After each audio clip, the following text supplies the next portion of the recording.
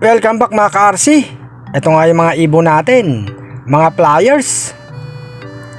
Nakabang na. Palabasin natin mga ka-RC. Buksan ko na pinto. Magsisipagdipara na yan. Maganda ang panahon mga ka-RC. Mainit. Oh no! Ayan, labas na. May naiwan pa yata mga ka-RC Ayan, may lumabas pa mga ka-RC. Nakapagpalipad tayo ng mga ibon mga ka-RC. Kahapon di tayo nagparonda. Ngayon palipad tayo sa mga ibon natin. Magaganang magsipaglipad. Eto naman yung apat na batang ibon mga ka-RC. Maghapon naka-viewing. Aww. Lipad. Ayan mga ka-RC papunta dito. Andito na si Baby Batek mga ka-RC. Tsaka yung puting ibon nasa taas. Pasok na Baby Batek. Patingin-tingin ka pa. Andyan yung apat nga na ibon mga ka-RC, mga batang ibon. Tumuto ka. Gusto makikain pa na ito ni Baby Batek.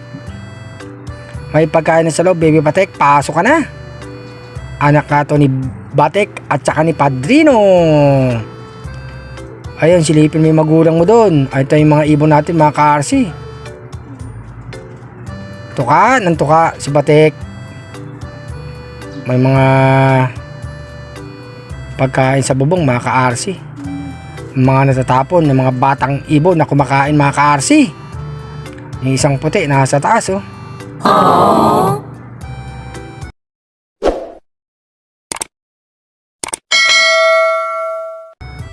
Pagkapanik ko nga, nandito na yung ibang ibon natin mga ka-RC. Biglang dami sila dito. Ayan iba nakakain ng mga ka-RC Si Baby Batek nasa kainan pa. Ito yung mga alaga natin mga ka-RC. Makukulit. Mga flyers.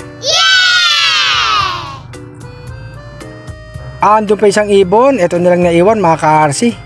Oh no! Pagkapanik ko nga uli, nandito na sila mga ka-RC.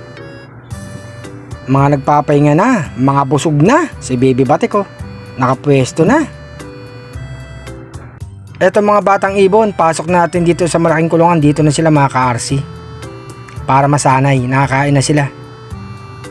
Malapit na kang magdilim. Diyan na sila sa loob mga ka-RC. Mga batang ibon, mga flyers natin yan. Eto yung mga alaga natin mga ka-RC. Ang dami na nila.